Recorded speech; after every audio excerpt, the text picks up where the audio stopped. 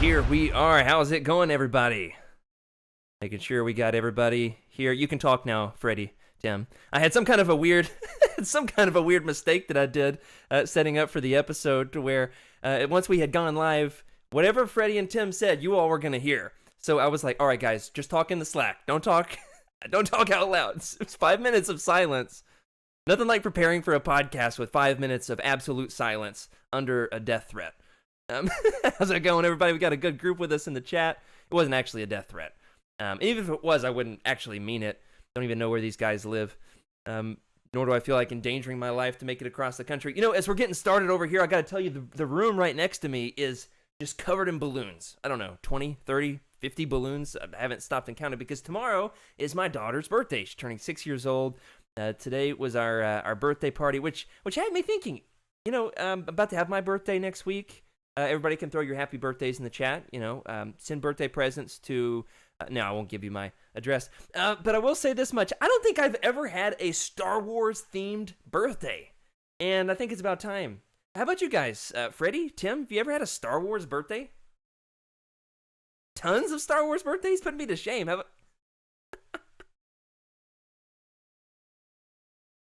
A few? Well, like, fill me in. Like, what was it like?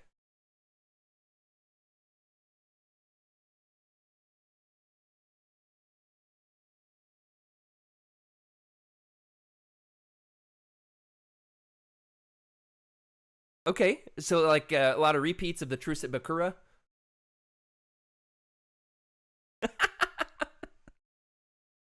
Oh, they can't hear you. Well, you know, we had so many issues with setting up audio this week. For some reason, all my audio everywhere was gone.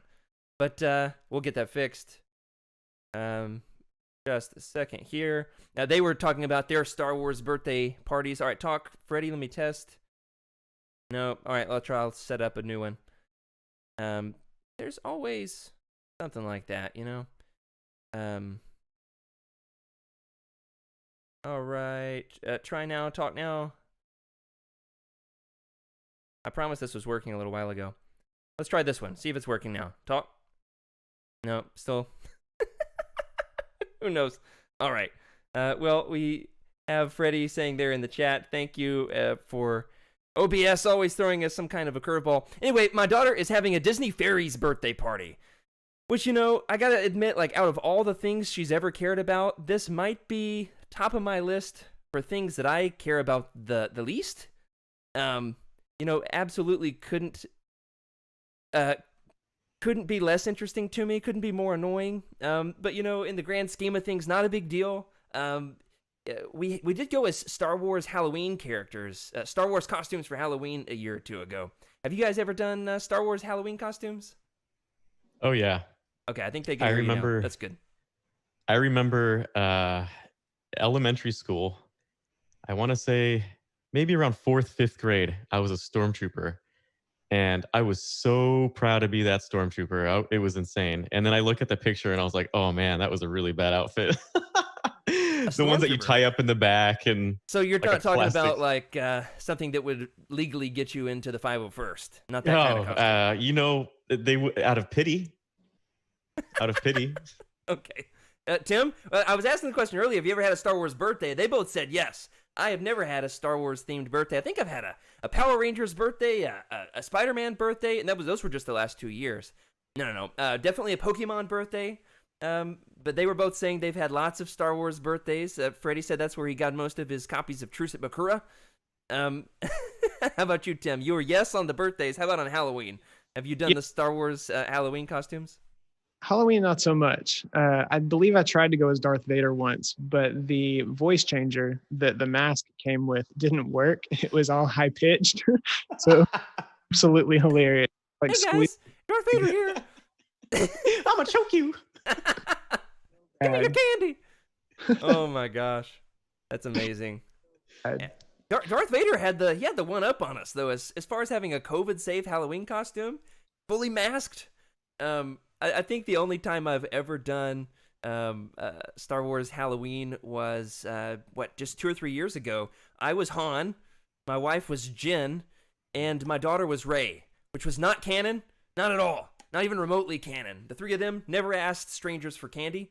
Never went out for a night on the town, but we had a great time of it, that's for sure. How about you all? Let me know in the chat. Have you ever had a Star Wars themed birthday party?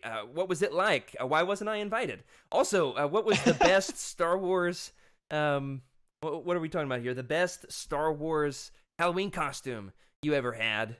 I guarantee you, none of you were the star of this week's book. And that's right. We are talking about Dark Force Rising, the second book in the Thrawn trilogy. I just know that Joxy's going to meme that. I just saw it. I just saw the meme. I just saw the gif happening right before my eyes. We're talking about Dark Force Rising, the second book in the Thrawn trilogy. And we are, of course, talking about none other than the shirtless, buff, dark Jedi clone himself, Jaruus Sabayoth.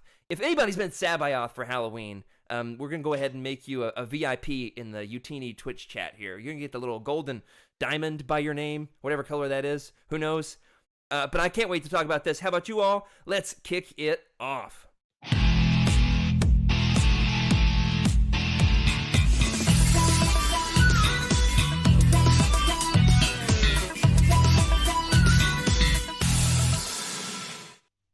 Hello, everybody, and welcome to Legends Lookback, a show brought to you by Utini.com, a show that's been described as the podcast you wish you could have listened to on your way to rent Caravan of Courage from your local Blockbuster, where we talk about all things Star Wars Legends, celebrating our rich EU history as well as diving into lesser-known Star Wars classics. I'm your host, Jared Mays, and today I'm joined once again by the legendary Freddy C. himself. How's it going, Freddy?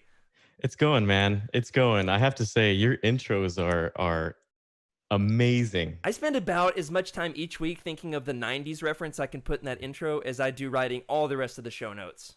First thing in the morning, as soon as I wake up, I'm thinking about what it's going to be. Last thing I think about before I go to bed at night is what's the 90s thing I can put in there. Everybody, put me your favorite thing about the 90s in the chat or the Discord or the YouTube comments because I need more information. I need some more help. Legends Lookback, help wanted, as always. We are, of course, joined this week by our special guest, first time ever on Legends Lookback, but no stranger to Utini, the Utini community. We've got Taco Tim himself, Timothy Guthrie. Welcome, Tim. Thank you guys for having me. I'm super looking forward to this. Glad to have you here. Couldn't be more excited. I got to say, Tim, I got a little bit of Legends beef with you. All right. What? Freddy and I are trying to corner the market when it comes to Star Wars Legends at Utini. In case you can't tell, we started a Star Wars Legends podcast, and we were like, hey, we're starting video over here at Utini. Somebody's going to be talking about Legends on the YouTube channel. Somebody's going to be talking about Legends on Twitch. It better be us. So we slid into Corey's DMs and all that good stuff, and 6 months later, and several almost firings, here we are talking about Legends. Couldn't be more excited about it. But Tim, you start your own podcast. First book you do is canon. Second book, you guys are crossing over into our Legends territory with Revenge of the Sith. So, first of all, who do you think you are? I that thought He's Taco Tim. That's right, he is. You forgot about Discord in your strategy, so someone's got to cover it. So let me be your official liaison. Okay, that sounds official. You can be our legendary liaison. I gotta say, we've had some controversies surrounding the prequel and original trilogy novelizations, because I've heard several people refer to them as canon. On Utini.com, on our timelines, you can find them listed as what category? Anybody know in the chat? Utini Legends Lookback Trivia, as we get started tonight. They're categorized as loosely canon, right? We just need hold on loosely canon. Gotta love some 38 special. You know that song, Freddy? Yeah, I do. I've seen them in concert 9 times. Anyway, that's beside the point. But as far as I'm concerned, they're legends. Pure legends through and through. They're never really going to be canon. But back when Legends was canon-ish, the novelizations were definitely the most important things. You see what I'm saying, Freddy? It's like they're never going to be fully canon, but at one point they were definitely legends. Yeah. We claimed them. Yeah. They belong on this shelf right back here with all the other Legends books. There's only a couple in that group that can count on that. It's a rare breed, honestly, in Star Wars literature. Absolutely. But you know what? Tonight's book is 100% Legends. We're not talking about 50-50, a little bit of this, a little bit of that. This is as Legends get, and I couldn't be more excited to talk about it. This is, of course, book 2 of the Thrawn trilogy, or as I like to call it, the sequel to the sequel to the sequel to Star Wars. Do you think that was the right number of sequels? Think about it for a second. I know it's a thinker. All right, we need a meme. I think it's 4 sequels. Freddy thinking. All right, so if you think about it, you got Star Wars, or A New Hope, as some call it, the new kids, and then you got Empire Strikes Back. So go ahead, Freddy, bail me out. Right, you've got Empire Strikes Back, first sequel. Return of the Jedi, second sequel. Yep. And then we've got Heir to the Empire, in my opinion. Right. Right, and then it really reads as a sequel to Return of the Jedi. It's firmly Return of the Jedi through and through. I mean, there's a flashback to Jabba's palace, for crying out loud. Yep. Sure. Okay, and that puts us up to how many sequels? This is the sequel to Heir to the Empire. So this is the sequel to the sequel to the sequel to the sequel of Star Wars. 4. There you go. Absolutely. 4. All right, well, that's going to go on a t-shirt. But you know what's not going to go on a t-shirt? The rest of this podcast. So I am excited. You know, Timothy, I asked you to join us for this book in particular, and that is because we had this whole thing with Jake recently rereading them. I know you're a fan of these, though. Jake also is heretical in saying he didn't like Dark Force Rising as much as Heir to the Empire, so he wasn't even going to get a chance to talk. He said he felt like the trilogy got worse as it went on, and you know, them's fighting words for sure. But you know what? We loved having Jake on the show. What's that, Tim? I said, I'll meet him outside. We'll settle this. Yeah, absolutely, we will. And maybe like, was it Leia and Alima Rar who had a lightsaber battle on top of a moving spaceship? Yeah, that's totally how I want to see this go down between Tim and Jake. Gotta say, Tim, I feel like Jake would probably win. Probably. He looks like a big dude. Couldn't be more excited to talk about this. But Tim, tell me, what's your personal history with this book? How much do you love Dark Force Rising? When did you first read it? All that good stuff. Yeah, so I actually, for the very first time, jumped into Legends on Christmas Day, this last Christmas. I read Heir to the Empire on Christmas. Newcomer. Cover, and then I read Dark Force Rising the day after that, and finished it on New Year's Eve. I think it was 11:55 on New Year's Eve. Oh wow! Some people blow up the Death Star at midnight. You assassinate Thrawn at midnight. Spoiler warning. Sorry. All right, just ruined it. Happened. Wow, amazing. Tim, you want to hear something heartwarming? The first time I ever read the Thrawn trilogy was at Christmas too. I mean, wow. It's getting all Life Day up in here. Yep. What had happened was I brought a bunch of Jedi. What are those books called? Young Jedi Knights books with me on a Christmas vacation we took. It was a long, long road trip from Arkansas to New York where we were staying, and I blazed through them because they're pretty short books, and didn't really like talking to my wife's family, so I just read instead. No, they're great. If any of you are watching, you're wonderful. But you know me, I love my Star Wars books, especially when I'm on Christmas break. It's the best time to read, and I quickly blazed through them all. So I was like, you know what? Next on my list, Thrawn trilogy. Here we go. Just downloaded them on Kindle, read them right there on my phone. So, Freddie, was your first experience reading Dark Force Rising over Christmas break, or summer Life Day break, summertime? It was summertime. I remember it clearly. Isn't it always summertime in California? It gets like we got like 2 seasons. Cold for us, which is like 50 degrees. Tank tops and t-shirts. Those are your 2 seasons, right? Yeah, basically. So I remember clearly being in the forest.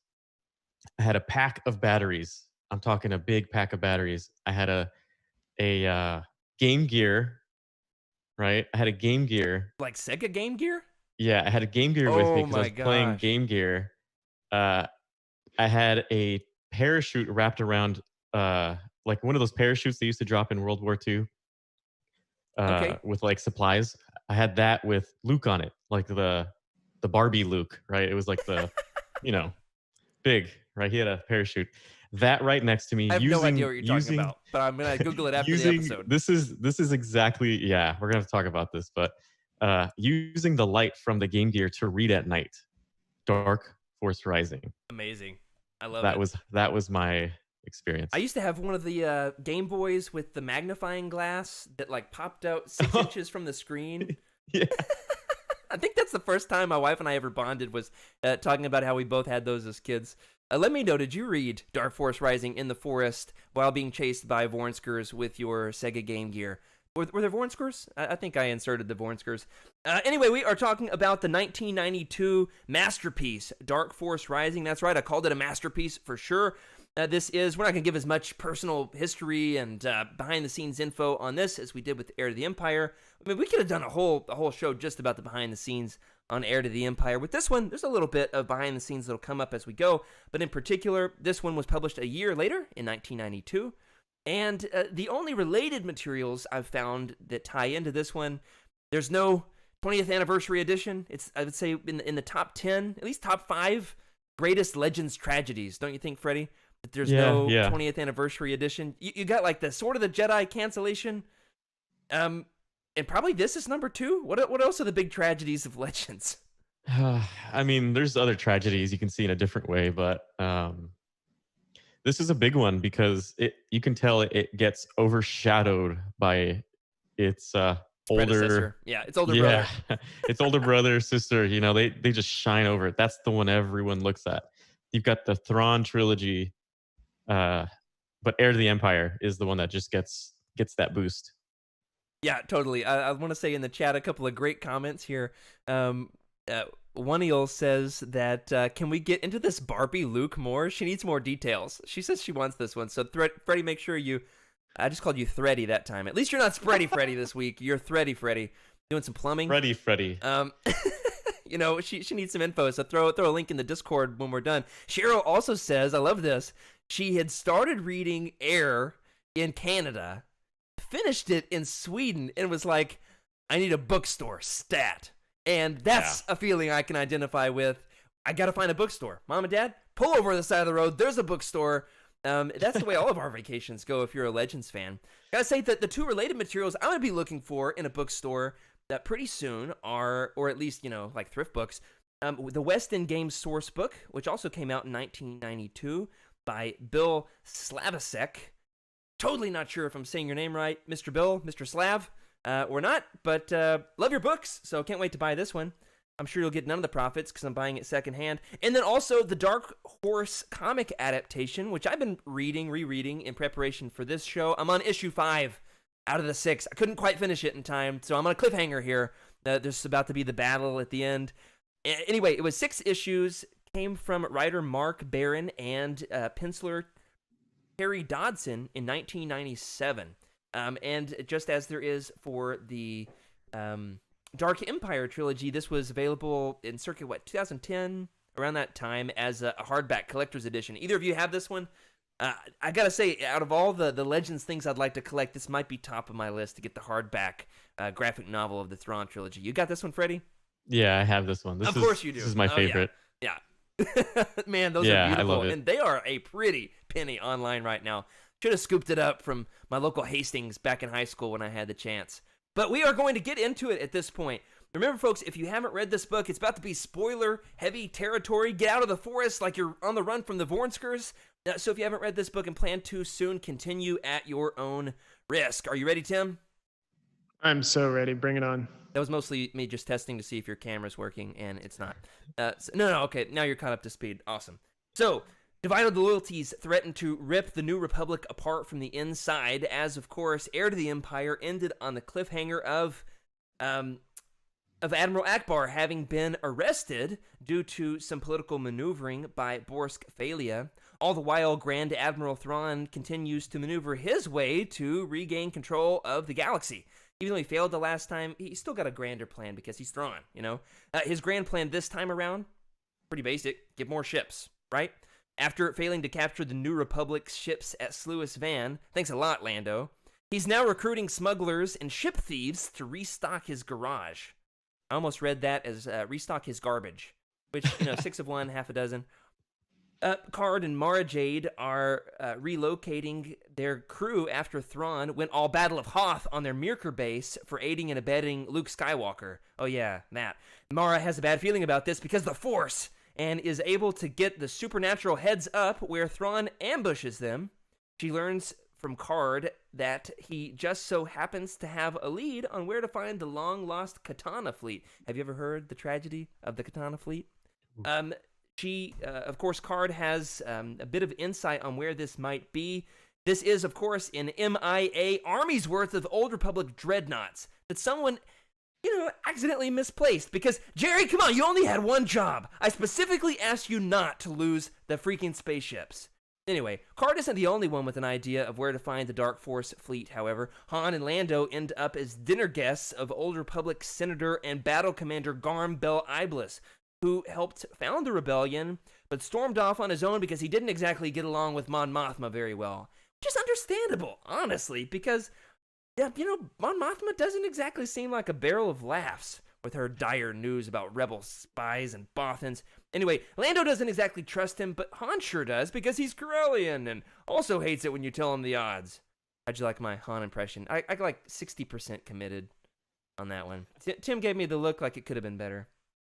Anyway, Mara's loyalties are pretty complicated at this point, but, basically she just wants to get Thrawn off of Card's trail. She's pretty loyal to Card at this point. So she uses her Emperor's Hand ID badge to demand an audience with Big Bluey himself in order to offer him the Katana fleet in exchange for Card's freedom. He has to pass an art exam for Thrawn because, Thrawn's gonna Thrawn, He begrudgingly agrees, but captures Card anyway because he's Thrawn and he has bigger plans and is one step ahead of you. This makes Mara pretty jaded. Get it? Jaded? Worked really hard on that one. There's only one hope left for... Thanks, Freddy. All right, somebody... Cheryl's gonna hate it. Cheryl's gonna hate that one.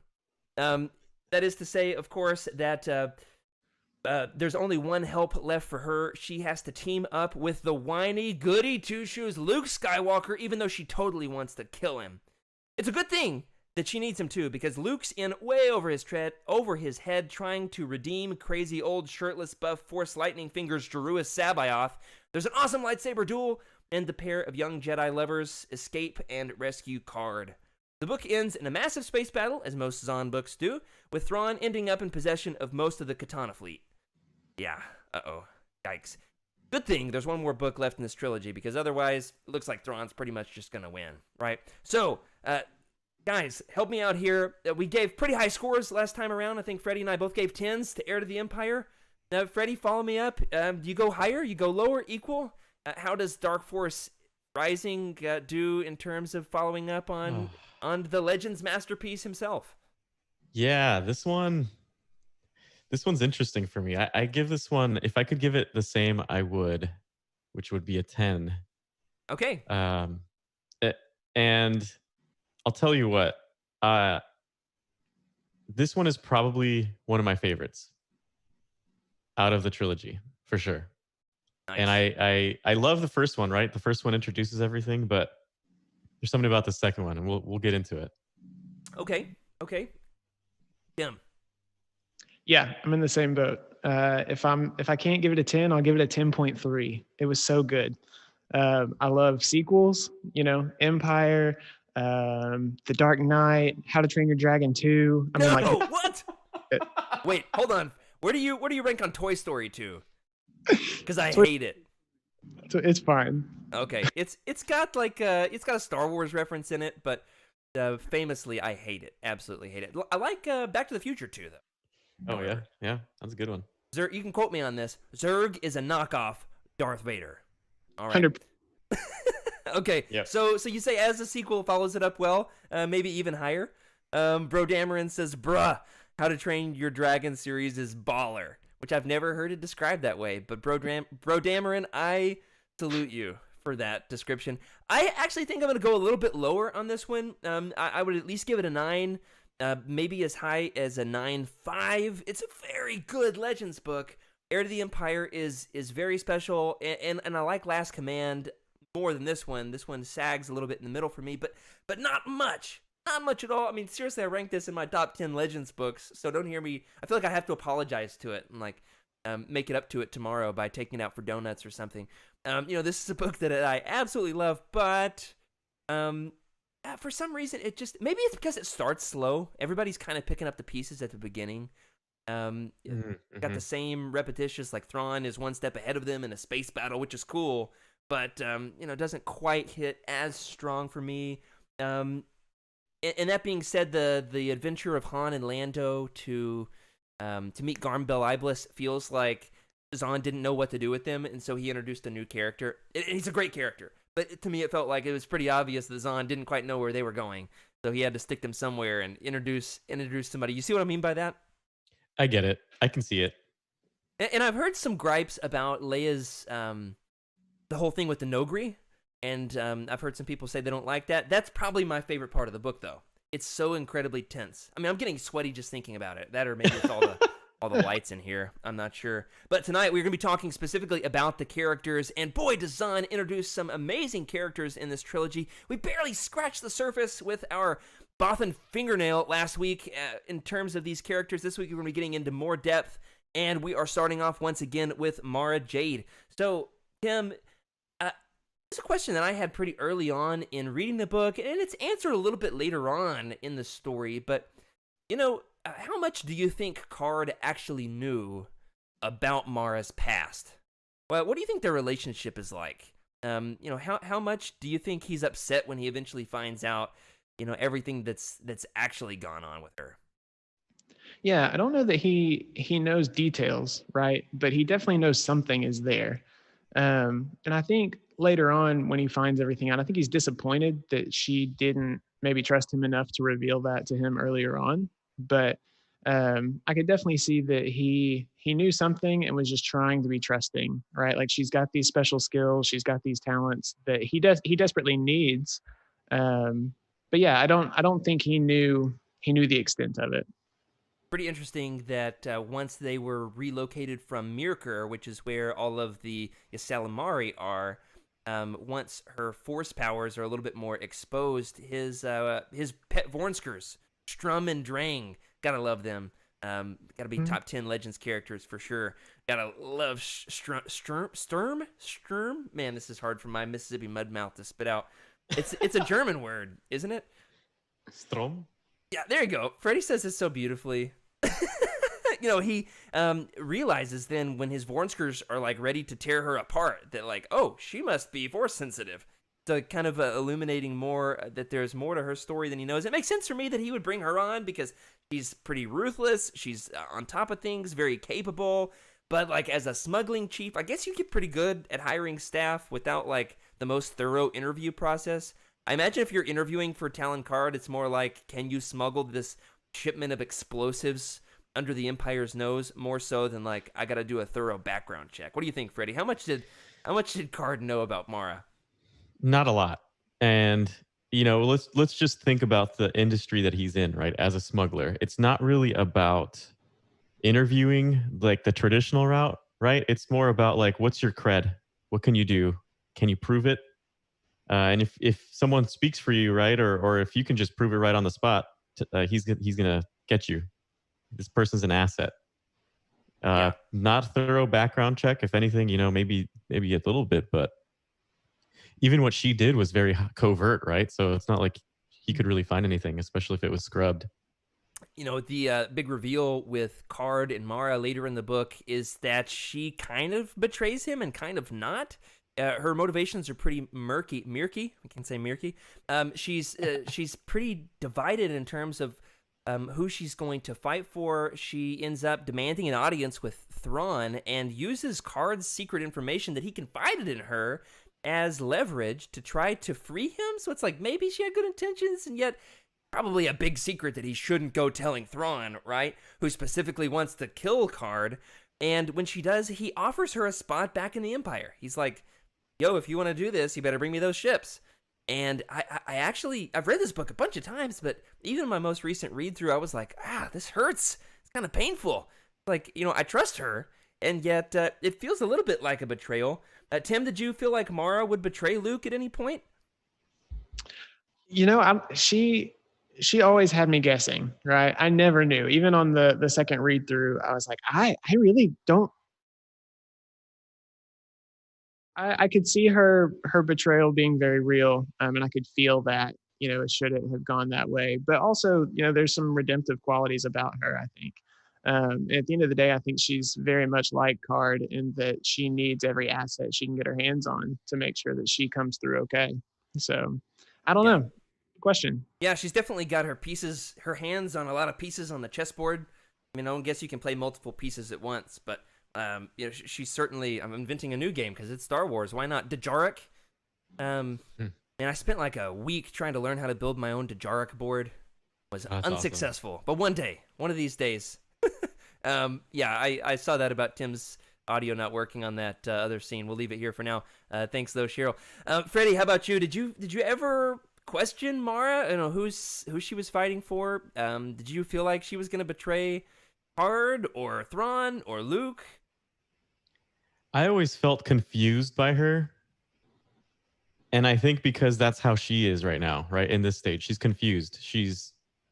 Yeah, sure. She's getting her whole world is being turned around and inside and out, and everything is not what it was, right? Like wake up. She woke up, like she's waking up. You can tell, and you can feel that because even when you read about her and read what she's doing, I don't think she quite knows what she's doing. She might have an idea, right? Kind of like how we all have an idea when we're in high school that we know everything. But she doesn't. She's still finding things out, and she's still trying to discover who she is. Yeah. And that's what you see, and that's how I feel. Yeah, that's a good point. She's definitely in flux, in transition. She's being pulled this way and that way, and her whole life on Mirkor has just been turned upside down.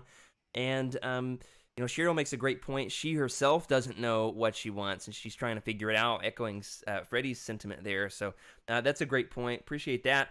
I gotta say though, with Mara, the incredibly satisfying moment for me, my most recent read through this time around, was when Mara force choked Thrawn. Because he totally went back on the agreement. He gave her 8 days to find the fleet, and instead, totally captured Card like the next day, maybe 3 days later. Definitely not 8 for sure. And she's like chewing him out, and Rook is right there. Her Thrawn's Nogri bodyguard, and she just straight up force chokes him. I was out on a walk with my dog listening to that, and when she force choked Thrawn, I dropped the leash, threw my hands up in the air, and just screamed, "Yes, get him!" And people were looking at me. It was amazing. Absolutely perfect Legends moment. And it was like, that was gutsy for her, because Rook, hey, if he's good at one thing, it's stabbing. Am I right? You know what I mean? Don't go force choking somebody around Rook. Unless it's Rook. Definitely force choke him. He's scary for sure. So I absolutely loved that. How satisfying was that for you, Freddy? Yeah, it was like a sigh, like, okay, finally. Like, she is as powerful as I thought she was. Yeah, it says more about her power than it does, ever putting Thrawn in danger. You never really feel like she's going to kill Thrawn, right? Tim, you want to weigh in on this? Yeah, I think it also shows a little bit of her lack of restraint, right? Okay. Very raw. She's very raw for sure. Very raw. What is it? The phrase, "Hell hath no fury like a woman scorned." It just gave it to him. Absolutely. Yeah. Tim and I both have the Christian minister thing, so we're just going to be all tonight making nothing but Bible references and good like ministerial quotes. Things that feel like pieces of catchy good advice. It's especially good advice if it rhymes. That's what I always say. So try to iron that one out a little bit for next week. I do love that, she's very raw, and she, of course, is at a point where many of us know where she's going, right? Her story has been out in the open for decades. We're trying to do our best to go one book at a time without totally spoiling everybody, in case we've got some Legends newbies here, like Tim. You're pretty recent to all of this. And so for us who feel like Mara is safe, it's nice to see her do something really dangerous that makes us uncomfortable. Because later on in Legends, she does kind of come just like the Jedi mom. And at this point, it's pretty cool to see her do something that's surprising. And especially, the number of characters who force choke Grand Admiral Thrawn. How many books has he been in? Is she the only person to ever do it? Yeah. Pretty gutsy thing to do, right? Yeah, she showed him for sure. There's no doubt. Like if he had, because I know Chiss. If you look at some of their background, even back then they were warriors, and I believe, but he there was no way he would win a fight with her. I don't think, and I think that was the moment you could tell for sure. If she's commanding a fleet of spaceships against Thrawn. You know, feel like, hey, he's probably the one who can do a good job at winning in that engagement, and yet, you know, he, in this instance, is not much of a fighter. Some recent Thrawn books have gone back in and tried to show he knows some hand-to-hand combat. We see a little bit of that in Rebels, but not so much in these books. He's good at maneuvering and planning. I imagine he's really good. What's that game that Andrew likes to play? That he played on game night? Minesweeper. No. The one where you like do the ships and you battle strategy. Empire. Empire War. I feel like Thrawn's the only person who could beat Andrew at that. So, sorry, Andrew, but maybe if you just grow some red eyes, you'd be better. The other character who's really good at space battles is a new character in this book, Garm Bel Iblis. He, of course, is introduced, and Zahn has gone on record in saying that this was a point in the story as he was writing it where he realized he didn't really know what to do with Han and Lando, so ends up tying Garm Bel Iblis into the early days of the rebellion and showing the machinations that are kind of behind the scenes with the New Republic, as well as somebody who has worked with Phalia in the past to help investigate more of that mystery. So, Freddy, how does Garm Bel Iblis demonstrate the idealism of the early rebellion? Where did it go wrong with Garm Bel Iblis? You know, I have to look at Mon Mothma to see where it went right. Right. Every time I think about this, I always have to think about how she wanted the Republic to be, right? The New Republic, which was very, very much like Mandalore, right? If you think about it, no weapons, no war, very, very, empathetic with people, what their needs are, trying to get everyone, as satisfied as possible, the dream.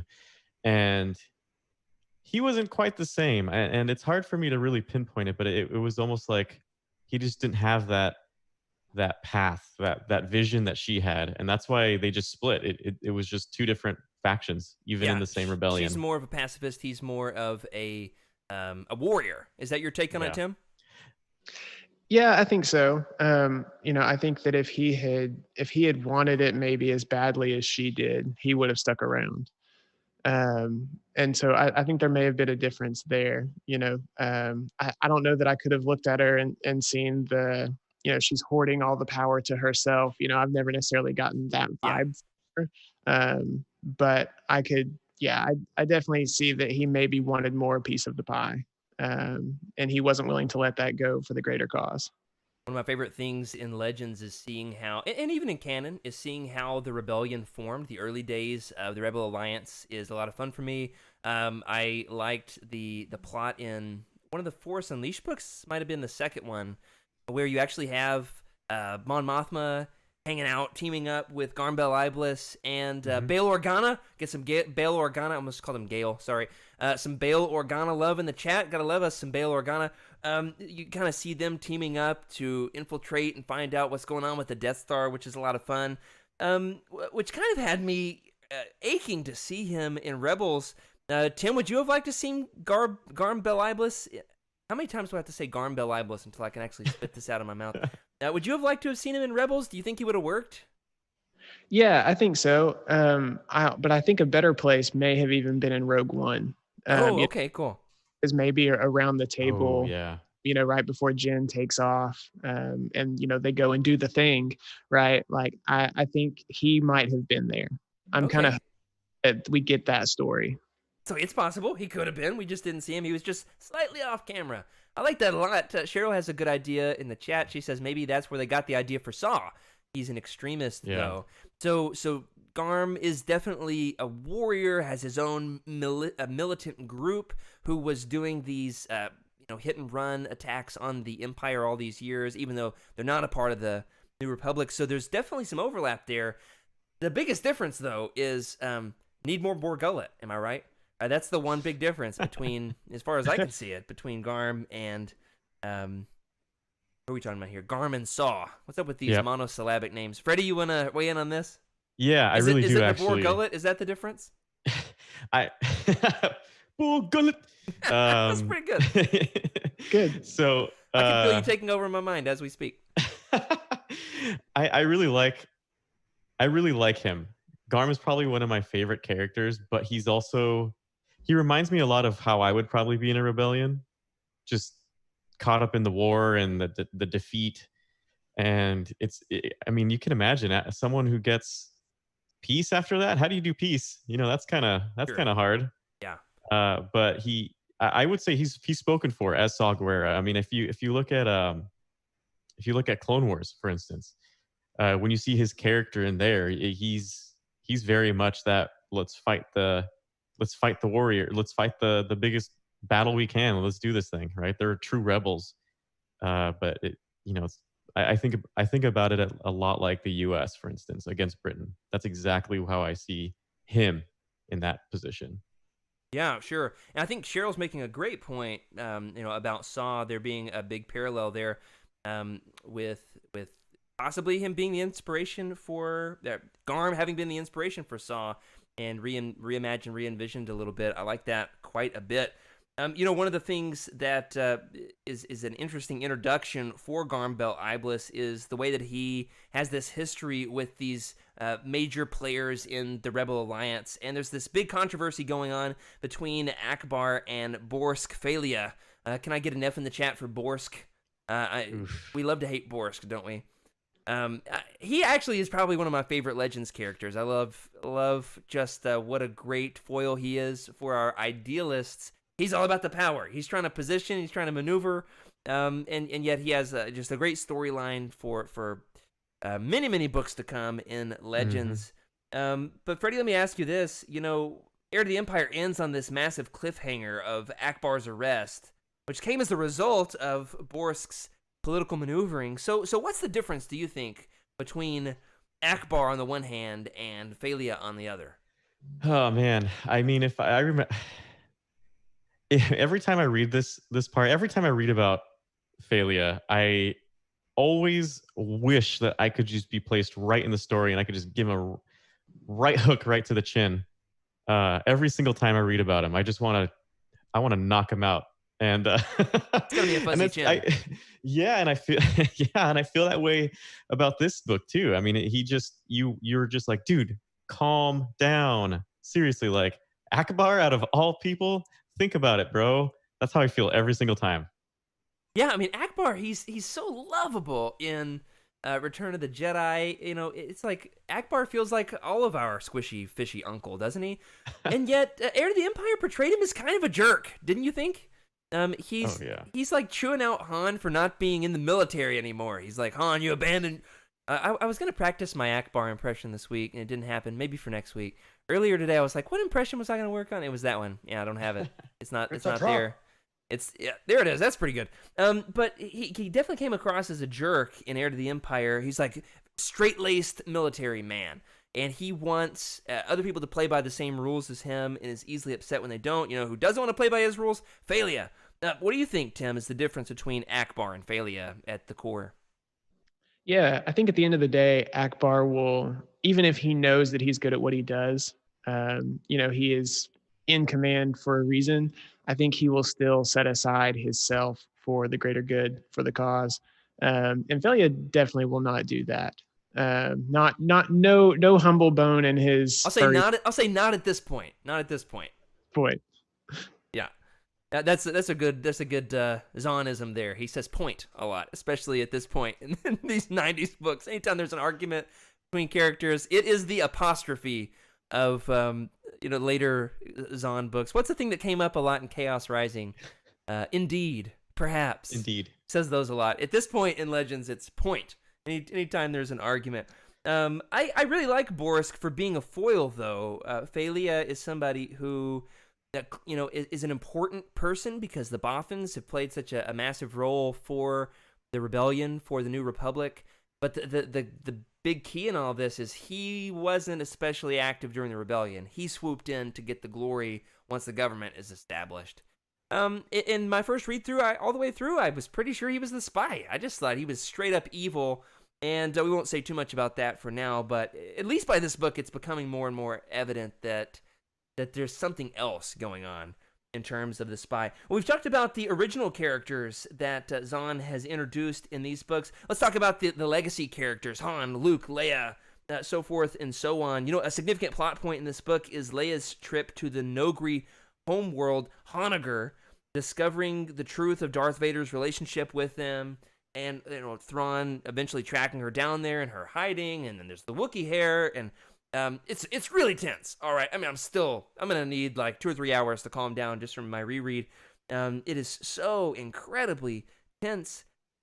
And it just leads me back to this decision point, and they reconfront it in this book. Han is especially peeved.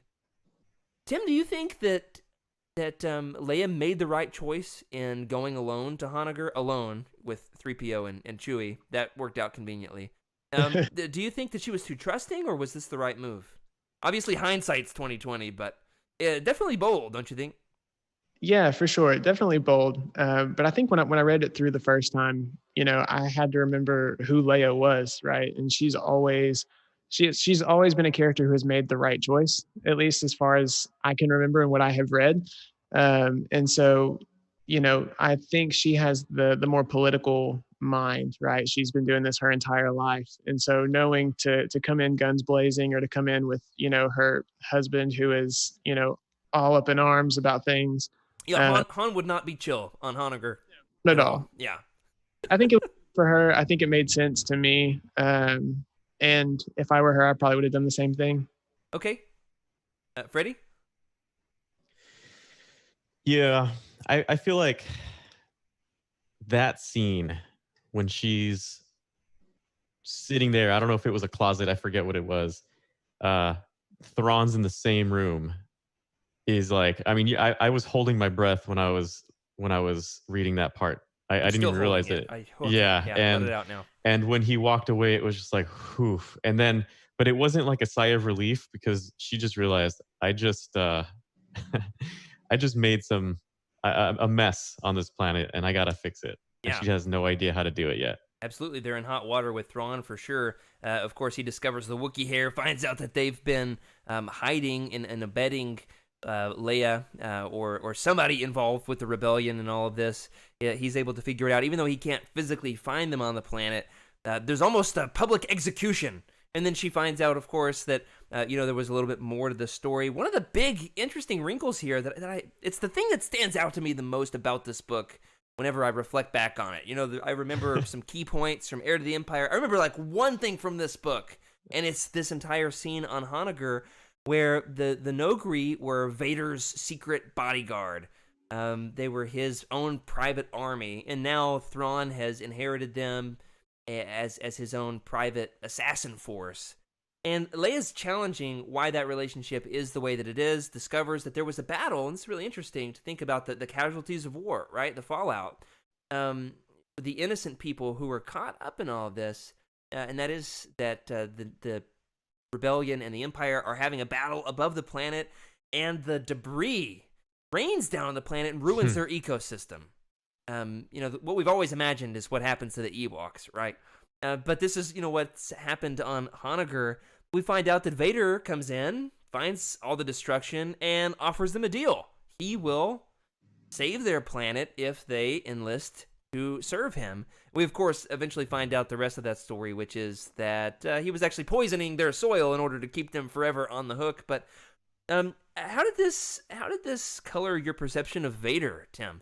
Yeah, for me, at first, until I learned the truth of it all, it seemed like, maybe Vader is heroic from a certain point of view. We, of course, in the prequels, which come later than this book, of course, this is 92, we learn a lot more about Anakin. It's totally something I can imagine Anakin doing, at least becoming this world's savior, not so much the poisoning their soil part. Tim, what do you think? Yeah, definitely. I did get some Anakin vibes of, he's not going to go and just brutally massacre a species, that's unfamiliar to him, I think, unless they were to do something brutally harmful to him. And also, I think that, he looks towards how can we use them, and he recognizes that they are strong and capable and very sneaky, and I think that he's definitely going to use that to his advantage. And so I could definitely see the Vader aspect of that, of, let's use this weak creature who has some strengths that could fit our cause, and let's just absolutely brutalize them. And knowing that they're going to be in I guess, a psychological state enough to know they don't have a choice but to serve. And their honor kind of demands that of them. I think it was a good play by him. Okay, great. Yeah. I've been corrected by Bro Dammer, and he says it's a Clone War battle. So that's a good point. And I will say in this book, the timeline with the Clone Wars is a little bit messy. There's some information Super that messy. George is going to go back and retcon a little bit. So forgive me if I've got my dates wrong, but so does Zahn. Okay. No, I appreciate the correction there. It's a Clone Wars battle, not Rebel Empire battle. I did... My reread was about half of the audiobook and half the graphic novel. So I've got some gaps for sure in my most recent reread because there's only so much time in the week with our weekly roundtables now. Freddie, you want to weigh in on this one, though? Did this color your perception of Vader? It's interesting to learn about Vader, even though Vader's not in the book, right? It's funny because I was going to say the exact same thing that Tim said. The thing is, with Vader, he is still Anakin, just evil, right? The evil version of Anakin, in my opinion. And Anakin, you see a little bit as in, he goes to this planet. He doesn't really want to kill these guys. And then they kill all of his stormtroopers. And he's like, okay, I like warriors. I appreciate them. How can I use this with a Sith influence, right? Of, in order for me to keep my supply, I need to make sure that they depend on me instead of going the literally the opposite route, which would be the Jedi way of, let's make these people. You got to think about it. This too, they're pre space travel species, right? They're pre space travel species, just right. like they don't us. have a way off planet. Exactly. So imagine someone coming to our planet. We've got a bunch of martial artists. They like that, and then they poison our Earth. You got to think of it that way, and it's really intense. Yeah. I will say, though, Freddie, with all the stuff that's happened in 2020, I would welcome alien invaders at this point. Like, aliens, Vader. Please come.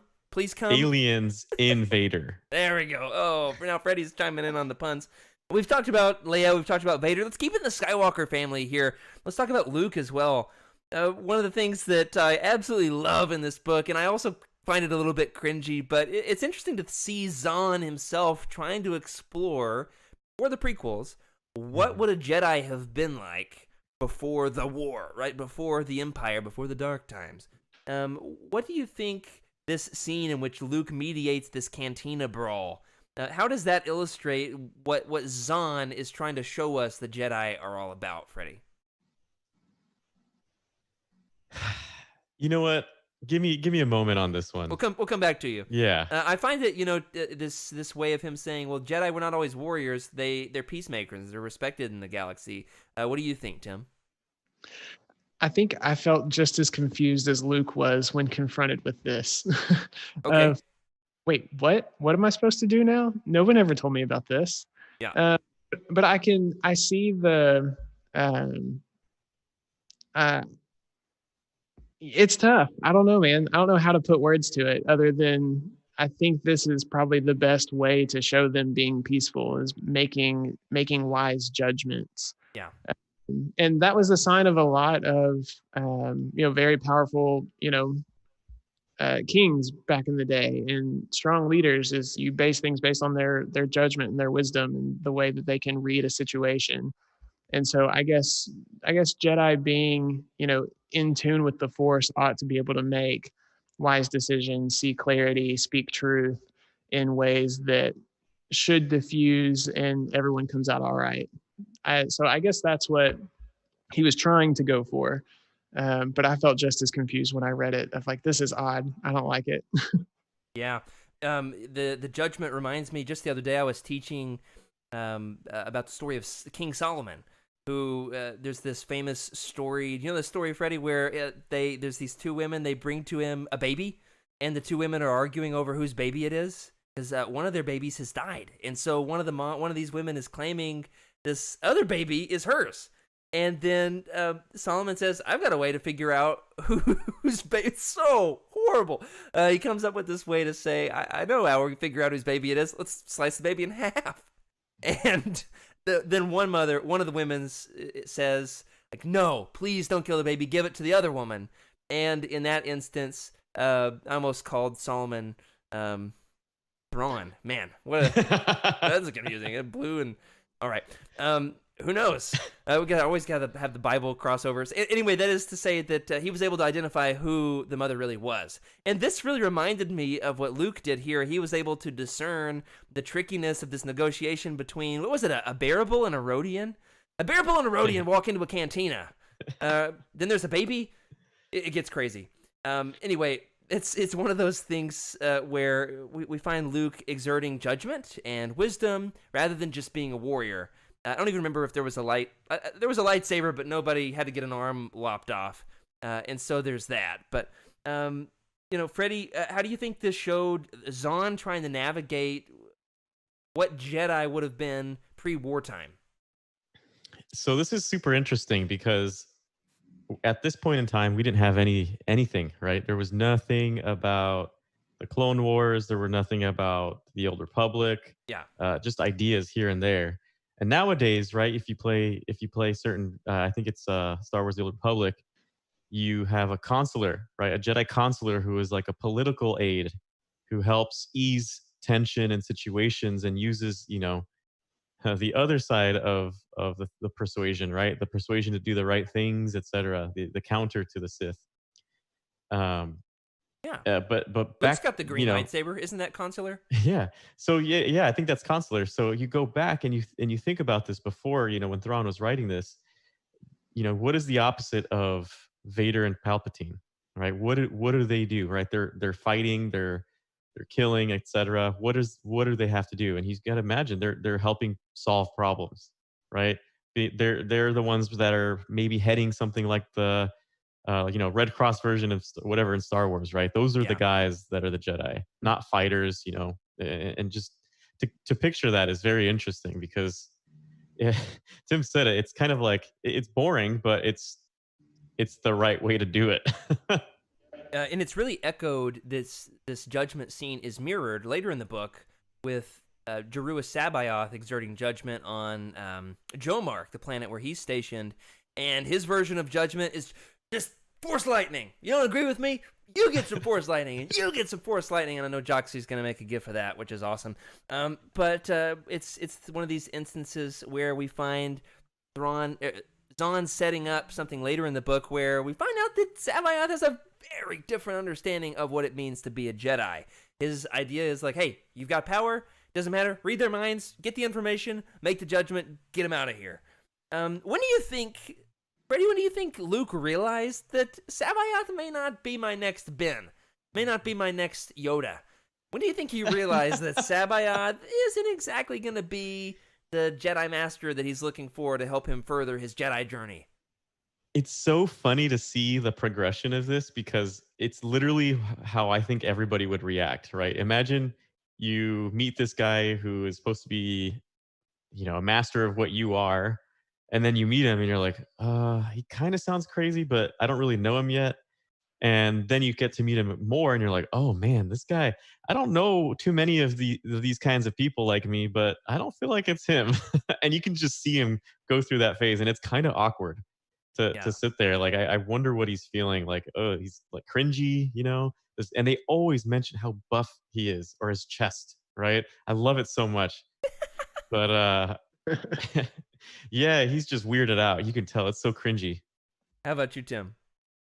Oh yeah, I think it's that moment they're talking towards the end, and he just kind of blanks out mid conversation, and then tells Luke to go to his room. He's like, "Get out of here! Leave me alone with my force lightning." Like that for me was like, nah, I'm done with this dude. There's no chance. That's amazing. Yeah, I love that. Yeah, I was reading that in the graphic novel adaptation earlier, and I was like, I wonder if the book shed any more light on this because I feel like I'm missing a panel, missing a pane. Yeah, maybe it just shows that his clone body is breaking down and his mind can't handle it. And Luke is trying to grill him about like, tell me more about Outbound Flight, aka Zahn's like, please buy my book that I'm gonna write eventually. And he doesn't quite have all the details for Luke and doesn't really want to talk about it, but he mostly just wants Luke to go ahead and give him those Jedi babies, right? Which, oh my goodness, that's a scary thought, isn't it?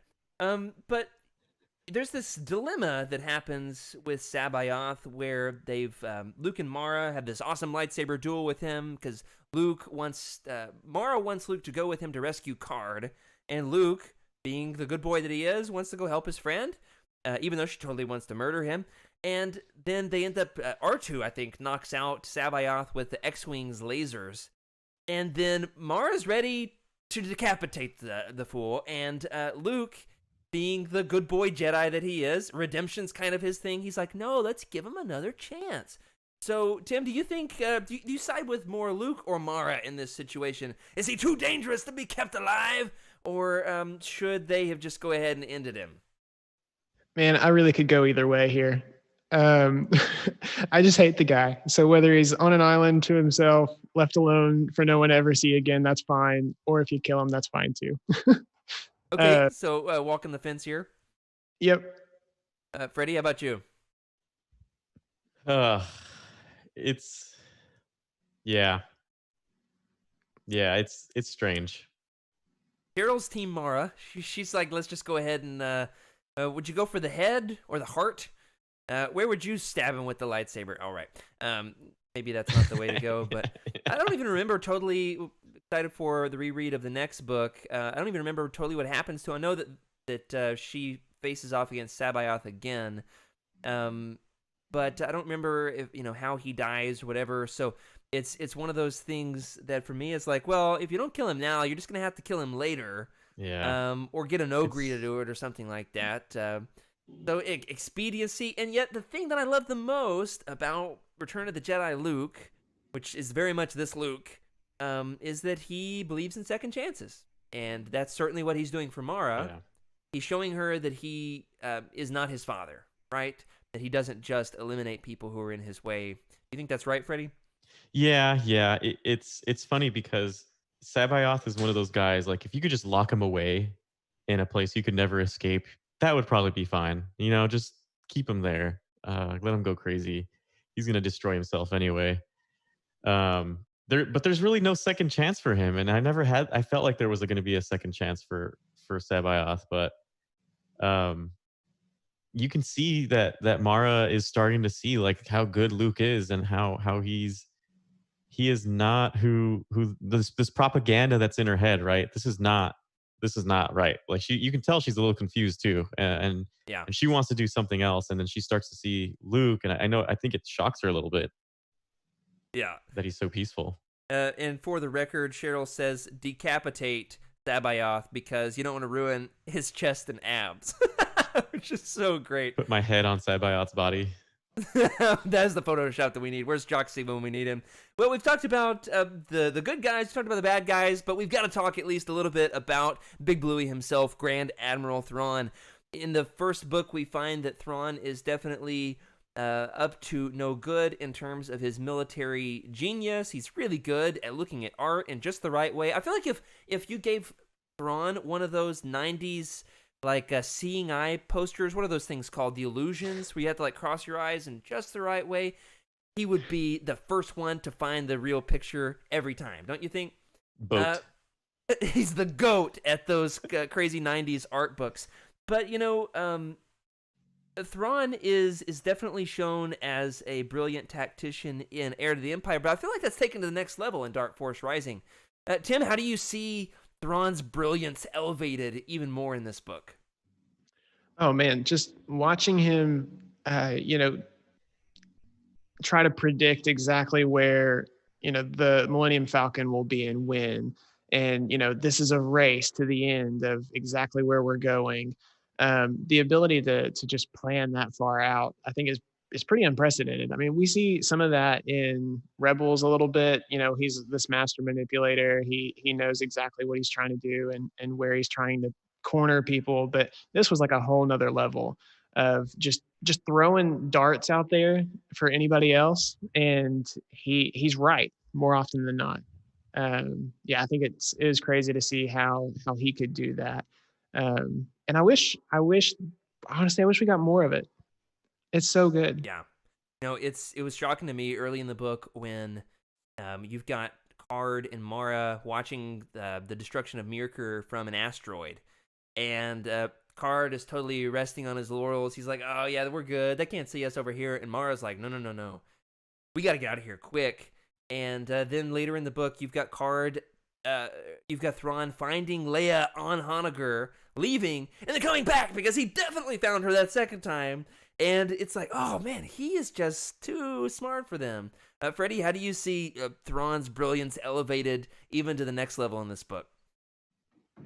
It's so crazy how not only are they one step ahead, but if they get like even a half step ahead of him, he reads it's almost like he collects everything in his head. He replays it like 100 times every second, and he's like, wait a minute, they're talking about this guy in this situation. Wait a minute, that doesn't make sense. That's what's going on in his head. We get kind of that visual in the newer Thrawn, but back then you don't really have that. You've got Palian to kind of walk you through it all. But even when you think you're ahead, he just notices and he's like, nope, I know they're here. I have a feeling. And he just hones in on it, and he's going to go at no mercy.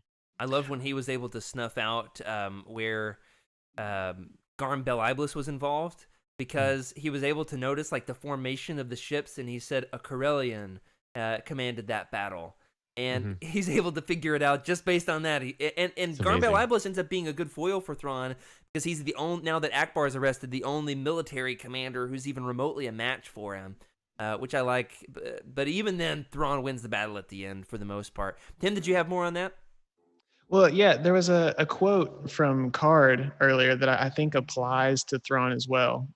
Card's having the conversation with Mara Jade, and he says, we will never have to do something. We will choose to do something. Yeah. I think that's very true of Thrawn as well, that even if he is boxed in a corner or it gets a step wrong, he is right there picking it back up. All those calculations are running all at once. And I think that can be applicable to him as well, for sure. Yeah, really, Card serves as the guiding light for Mara, even though he's morally gray. And he believes in her, trusts her, and I absolutely love that about her. So, guys, before we close it out, we've had a ton of fun with the characters tonight. Next week, we're going to get into the overarching questions. Questions like, what would you do with the Katana fleet? Where would you hide the Katana fleet? How do you think the Katana fleet accidentally got lost? Who got fired for that one? Also, we're going to talk about this quote from Leia, where she says that the New Republic is being held together with hope and crating tape. Is that just space duct tape? Probably. And we're going to talk about the fragility of the New Republic. It's going to be a blast. So, before we do, guys, as lightning round here, we close out the episode. What was your favorite part of the book? You can give a shout out to a character we didn't really talk about, a scene we didn't get to highlight very much. You just want to talk about, Cheryl's blasphemy or was it Heather's blasphemy and talking about burritos with Taco Tim on the episode? I mean, what's going on there? Tim, what was your favorite part of Dark Force Rising? I loved every conversation between Leia and, I guess, the matriarch of the Nogri. I can't remember how to exactly say that word. There's a really cool paragraph where she's talking about the Clone Wars battle. And there's a line that says, and yet there was no thunder, as if those same gods were too angry even to shout at each other as they fought. And I remember being more frightened at the silence. And I don't know, that's going to stay a while, I think. That just kind of to never let it get to that point. And the fact that she could recognize that as someone who's never seen anything quite there.